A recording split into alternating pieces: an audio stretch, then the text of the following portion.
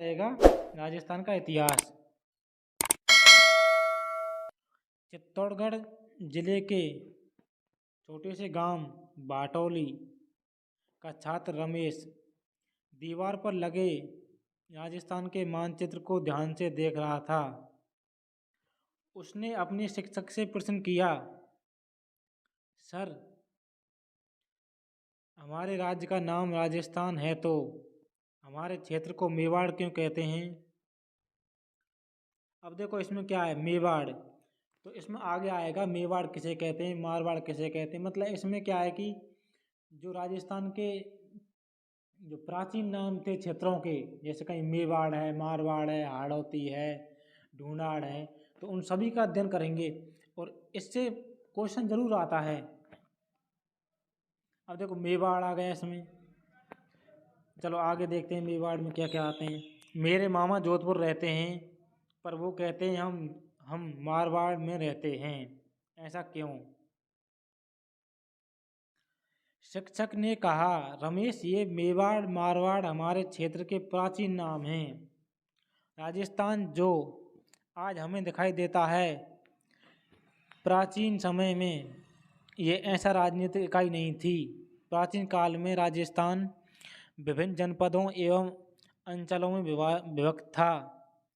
ये जनपद एवं अंचल भौगोलिक स्थान अथवा वहाँ रहने वाले जाति के नाम पर जाने जाते थे, जैसे जांगल, मरु, अर्जुनाय, सिबी और मेवात और हाड़ौती। अब देखो इसमें क्या लिखा है, ये जनपद व अंचल भौगोलिक भौगोलिक स्थान तथा वहाँ रहने वाली जाति के नाम पर पढ़े हैं। यदि आपसे कोई पूछा जाए कि जैसे नाम है मेवाड़ है, हाड़ौती है, मरु है, जांगल है, सिबी है, तो ये नाम कैसे पढ़े? एक तो ये पढ़ें, कैसे नाम पढ़ें? देखो, एक तो भौगोलिक स्थान के आधार पर, जैसे मान लो कोई कोई भौगोलिक स्थान है तो उसके आधार पर, या फिर वहाँ रहने वाली जाति के आधार पर इनके नाम पड़े हैं। अब देखो, जैसे आप जानते हैं ये राजस्थान का मैप है। अब देखो जांगल दिखा रखा है, जांगल का किधर दिखा रखा है? ये दिखा रखा है बीकानेर साइड में। मरु का अंतर दिखा रखा है जैसलमेर साइड में। सूरसेन दे रखा है भरतपुर साइड में, भरतपुर धौलपुर। मत्स्य दे रखा है अलवर। तो ऐसे ही ये मध्य महाकाव्यकालीन राजस्थान के चित्र है। अब देखो आगे, प्राचीन भारत में आर्यों ने छोटी छोटी वस्तुओं को मिलाकर अपने अपने राज्य जनपदों का निर्माण प्रारंभ किया। तो सबसे पहले तो यही जानेंगे हम, सबसे इम्पोर्टेंट क्वेश्चन है, इसको आप लिख सकते हो। प्राचीन भारत में आर्यों ने छोटी छोटी, जो आर्य थे, आए थे, उन्होंने छोटी छोटी बस्तियों को मिलाकर अपने अपने राज्य जनपदों का निर्माण किया था। महाभारत संहिता ग्रंथों में राजस्थान के कई जनपदों का उल्लेख मिलता है। देखो सेकंड लाइन में क्या लिखा है, महाभारत एवं संहिता ग्रंथों में राजस्थान के कई जनपदों का नाम मतलब जनपदों का उल्लेख मिलता है। अब जैसे मरु आ गया, देखो ऋग्वेद सहित हमारे पौराणिक ग्रंथों रामायण, चरक संहिता, महाभारत और बृहद संहिता में मरु प्रदेश का वर्णन आता है। जो ये ग्रंथ है पौराणिक ग्रंथ, इनमें मरु प्रदेश का वर्णन आता है। मरु प्रदेश आर्यों का प्रारंभिक जनपद था। अब देखो ये आ जाएगा, देख लो, ऐसे क्वेश्चन आपको कहीं नहीं मिलेंगे। जो बच्चों की किताब जैसे हमारा राजस्थान है 6 क्लास की, उसमें दे रखे हैं। अब देखो आपने कहीं नहीं पढ़ा होगा कि आर्यों का प्रारंभिक जनपद जनतंत्र कहाँ था। मरु प्रदेश आर्यों का प्रारंभिक जनतंत्र था। तो देख लो, आर्यों का प्रारंभिक जनतंत्र था मरु प्रदेश, दे देगा आंसर में। और भी दे सकता है ऑप्शन, तो जिसमें वर्तमान के बीकानेर, नागौर, चूरू, गंगानगर, जैसलमेर, बाड़मेर के कुछ भाग सम्मिलित थे। अब देखो मरु में कौन कौन से आएंगे, बीकानेर आएगा, नागौर आएगा, चूरू आएगा, गंगानगर आएगा, जैसलमेर आएगा और बाड़मेर आएगा। कालांतर में इस क्षेत्र में कुछ विस्तार के साथ कुरु, मद्र और जांगल नामक जनपदों का निर्माण हुआ। अब देखो कालांतर कहते हैं धीरे धीरे इसी जनपद से, किससे, मरु से ही कुरु, मद्र और जांगल नामक प्रदेशों का निर्माण हुआ। तो अब देख लो ये क्वेश्चन कैसे कितना अच्छा बना है कि ये बताइए मरु जनपद से किस किस जनपदों का निर्माण, किन किन जनपदों का निर्माण हुआ है। मरु जनपद से किन किन जनपदों का निर्माण हुआ है, कुरु, मद्र और जांगल। और अगला ऑप्शन दे समान सूरसेन दे दो तो सूरसेन गलत रहेगा। तो देख लो ये क्वेश्चन, ऐसे क्वेश्चन आते हैं लोगों पर आधारित। अगला है सब ये मरु प्रदेश जिसको बोलते हैं मरु वही है, यह राजस्थान के पश्चिम भाग में जैसलमेर साइड में स्थित है। अगला रहेगा जांगल। इस जनपद में वर्तमान बीकानेर, नागौर, जोधपुर का कुछ भाग आता है। इसकी राजधानी अहिछत्रपुर नागौर थी। अहिछत्रपुर कहाँ थी, नागौर थी, जिसका साम्य वर्तमान नागौर से प्रतीत होता है। मतलब साम्य वर्तमान क्या कहते हैं कि वह वर्तमान में अहिछत्रपुर नागौर में था, नागौर में है। पौराणिक आख्यानों के अनुसार यादव वंश के बलराम एवं श्री कृष्ण द्वारका जाते समय इस क्षेत्र से गुजरे थे। तो अब देख लो अगला क्वेश्चन क्या आ सकता है इसमें, देखो कि पौराणिक ग्रंथों के अनुसार यादव वंश के बलराम और श्री कृष्ण किस क्षेत्र से गुजरे थे। तो आएगा जांगल प्रदेश।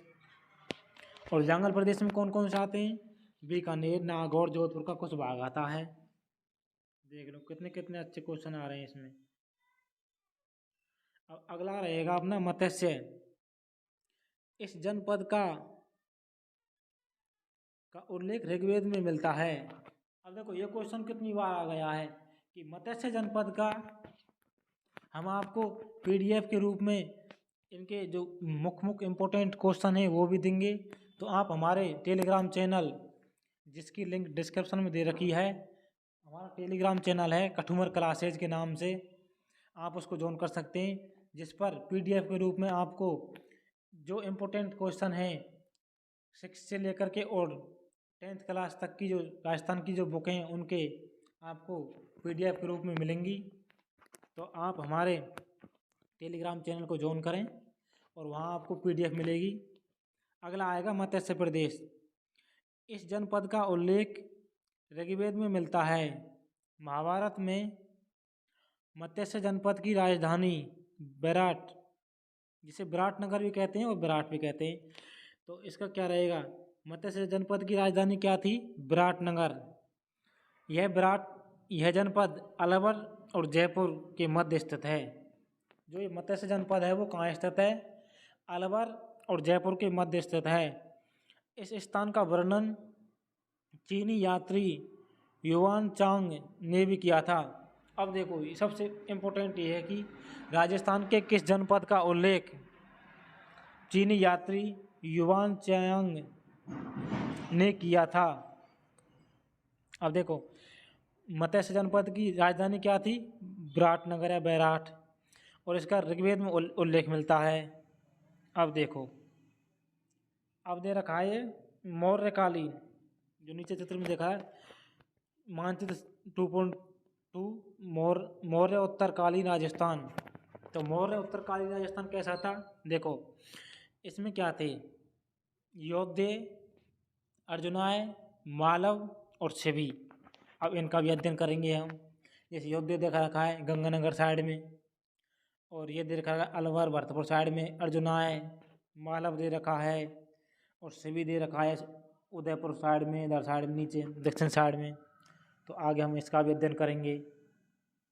अगला आएगा सूरसेन। राजस्थान के भरतपुर, धौलपुर, करौली के अधिकतर भूभाग प्राचीन सूरसेन जनपद में सम्मिलित थे। राजस्थान के भरतपुर, धौलपुर, करौली। अब देखो ये सूरसेन तो रीट में भी आ चुका है कई बार। इस जनपद की राजधानी मथुरा थी। सूरसेन की राजधानी क्या थी? रीट 2018 में प्रश्न आया था कि सूरसेन जनपद की क्या राजधानी थी? मथुरा। 4वीं शताब्दी ईसा पूर्व के यूनानी लेखकों ने सिकंदर के समय में सूरसेन या सौरसेन का उल्लेख किया है। 4वीं शताब्दी में यूनानी लेखक सिकंदर के समय सूरसेन या सौरसेन का उल्लेख किया है। बयाना परिस्थिति में, बयाना जो भरतपुर में पड़ती है, बयाना परिस्थिति में सूरसेन नामक राजवंश का वर्णन मिलता है। सिकंदर के आक्रमण के पश्चात भी अपनी स्वतंत्रता को सुरक्षित रखने और उसको उत्सुक पंजाब और टक की कुछ जातियों राजस्थान में आकर बस गई। इनमें अपने साहस और शौर्य के लिए प्रसिद्ध मालव, शिवी और जनाय आदि जाति प्रमुख हैं। अब देखो सूरसेन, सूरसेन में से क्या क्या क्वेश्चन बनते हैं? देखो, एक तो इसकी राजधानी क्या थी? मथुरा। कौन कौन क्षेत्र आते हैं? भरतपुर, धौलपुर, करौली आते हैं। बयाना परिस्थिति में इसका वर्णन मिलता है।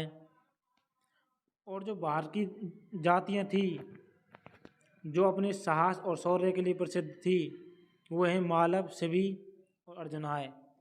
तो अगली आएगी शिवी। अब देखो शिवी में क्या दे रखा है। आधुनिक उदयपुर के पूर्व, पश्चिम और उत्तर का संभागीय प्रदेश में शिवी जातियों का आधिपत्य स्थापित किया। शिवी कहाँ थी? जो उदयपुर संभाग आता है उस क्षेत्र को कहते हैं शिवी। इसलिए इस क्षेत्र को शिवी जनपद के नाम से जाना जाता है। शिवी मतलब जो उदयपुर संभाग है उसमें प्राचीन काल में शिवी जाति अधिक होने के कारण उसे शिवी जनपद के नाम से जाना जाता था, जिसकी राजधानी मध्यमिका या मध्यमिका। अब देखो शिवी की राजधानी क्या थी? मध्यमिका या मध्यमिका, दोनों के नाम मिलते हैं। इसके अवशेष चित्तौड़गढ़ के पास नगरी नामक गांव में मिलते हैं। इस भूभाग को मेदपाट या मेवाड़ या प्रागवाट भी कहा जाता है। अब देखो, जो मेवाड़ है उसे, जो शिवी क्षेत्र था पहले, उसमें ही क्या है, जैसे उसे मेदपाट, उसे मेवाड़ और उसे प्रागवाट कहा जाता था। देख लो, ये भी क्वेश्चन न जाने कितनी बार आ चुका है। और इस शिवी वाला क्वेश्चन कि शिवी की राजधानी कहाँ थी? मध्यमिका, ये तो आरएस में भी आ चुका है। अगला रहेगा अपना अर्जुनाय। भरतपुर अलवर प्रांत के अर्जुनाय अपनी विजयों के लिए प्रसिद्ध थे। अर्जुनों ने मालवों के साथ मिलकर विदेशी क्षत्रपों को परास्त किया था। अब देखो, सबसे पहले तो इसका क्वेश्चन बनता है कि अर्जुनायन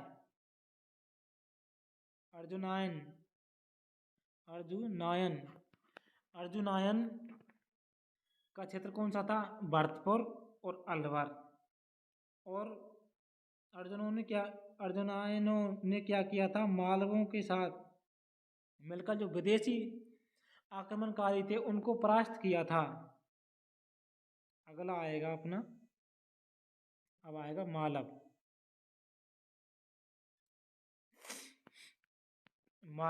देखो मालव में क्या आएगा?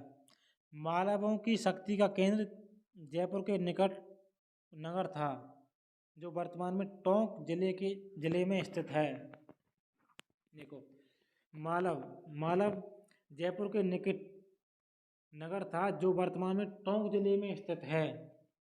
कालांतर में ये अजमेर, टोंक और मेवाड़ क्षेत्र तक फैल गए। टोंक, प्रतापगढ़, झालावाड़ का क्षेत्र मालव देश के अंतर्गत आता था। और मालवों की दिग्विजय का युग अभिलेख नानसा, भीलवाड़ा में लगा है। अब देखो, ये क्वेश्चन इंपॉर्टेंट है। सबसे पहले तो ये जानो कि मालव क्षेत्र कौन कौन सा है। टोंक, प्रतापगढ़ और झालावाड़ का क्षेत्र मालव देश के अंतर्गत आता था। अब देखो, जो मालवों की दिग्विजय का जो युग अभिलेख नानसा, भीलवाड़ा में लगा हुआ है, अब आपसे कोई नहीं पूछ लेगा कि यूप अभिलेख नादसा कहाँ है, कहाँ स्थित है, तो ये आएगा भीलवाड़ा। ये क्वेश्चन बहुत ही इम्पोर्टेंट है। यूप अभिलेख नादसा कहाँ स्थित है, या सीधे पूछ लेगा यूप अभिलेख कहाँ स्थित है, भीलवाड़ा। अगला आएगा योद्धे। राजस्थान के उत्तरी भाग का योद्धे भी एक शक्तिशाली गणतंत्र कब्जा था। संभवतः योद्धियों ने ही उत्तरी राजस्थान से कुषाण शक्ति को नष्ट किया था।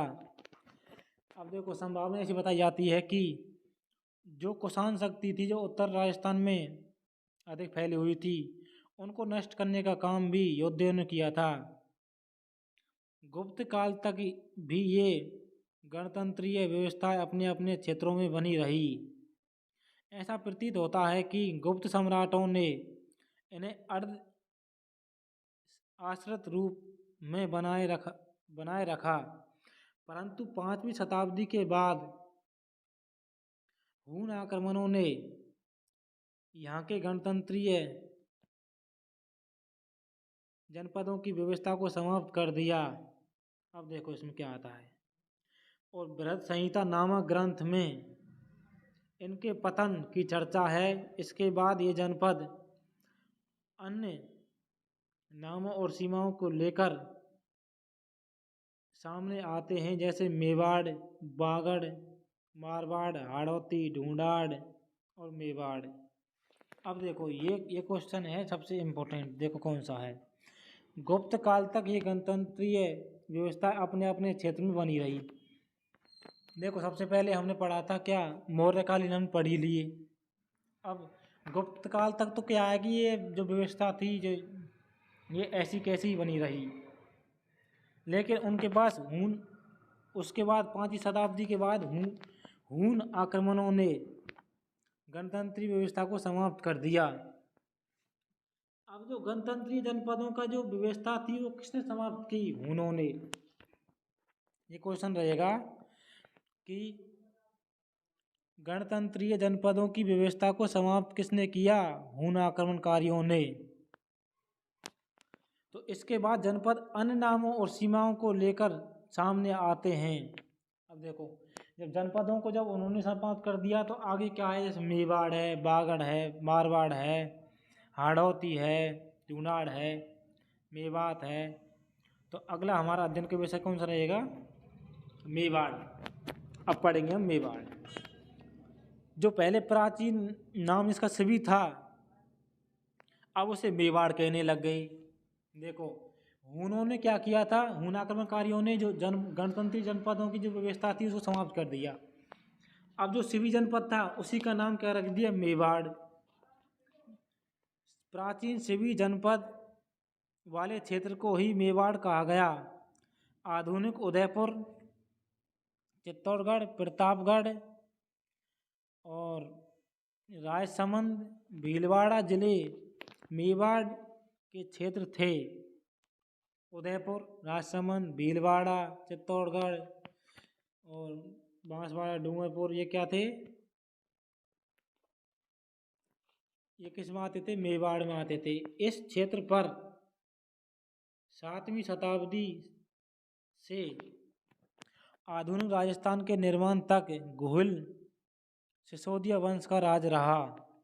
अब देखो मेवाड़ तक किसका राज रहा, गुहिल सिसोदियों का राज रहा। नागदा, अहाड़, कल्याणपुर, चित्तौड़गढ़, कुंभलगढ़, चांवड़, उदयपुर आदि समय समय पर इसकी राजधानी रही और यहाँ की बोली मेवाड़ी है। अब देखो भाषा टॉपिक भी अपने राजस्थान के जीके में दे रखा है कि मेवाड़ में कौन सी बोली बोली जाती है, या फिर इन क्षेत्रों के नाम दे देगा, जैसे राजसमंद, भीलवाड़ा और उदयपुर, और इधर दे रखा है तो उसमें बोली जाती है मेवाड़ी बोली बोली जाती है। अब आएगा बागड़। राजस्थान के 2 क्षेत्र बागड़ के नाम से जाने जाते हैं। एक आएगा डूंगरपुर बांसवाड़ा जो राजस्थान के दक्षिण में स्थित है। दूसरा आएगा पिलानी के पास नरहड़, भादरा, नौहो, नोहर, कन्ना का क्षेत्र ये आएगा। देखो बागड़ के नाम से दो क्षेत्र जाने जाते हैं। एक तो आएगा राजस्थान का दक्षिण क्षेत्र जिसमें आएगा डूंगरपुर और बांसवाड़ा। एक आएगा झुंझुनू और सीकर और नीम का थाना वाला ये जिला। किंतु अधिकतर दक्षिणी राजस्थान के डूंगरपुर बांसवाड़ा के भाग को ही बागड़ या बांगड़ कहा जाता है जिसकी बोली है बागड़ी। तो देखो डूंगरपुर और बांसवाड़ा में कौन सी बोली बोली जाती है? बागड़ी। अगला रहेगा अपना मारवाड़। प्राचीन मरु प्रदेश को ही कालांतर में मारवाड़ कहलाया। जो प्राचीन काल में जिसे हम मरु प्रदेश कहते थे उसे ही हम कालांतर में क्या कहलाया? वो ही मारवाड़ कहलाया। 7वीं शताब्दी में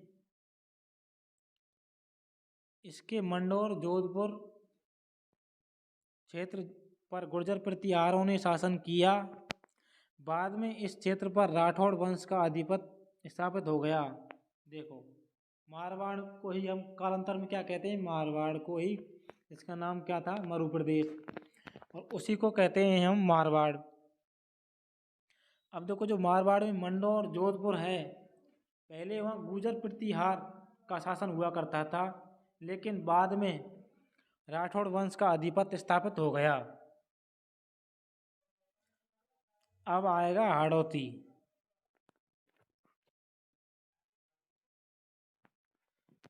हाड़ौती आधुनिक बूंदी कोटा का क्षेत्र हाड़ौती कहलाता है। आधुनिक बूंदी और कोटा का क्षेत्र हाड़ौती कहलाता है। प्राचीन काल में इस भूभाग पर मीना जनजाति प्राचीन काल में इस भूभाग पर मीना जनजाति रहती थी। अब देखो राजस्थान का मैप दे रखा है, इसमें समझो आप।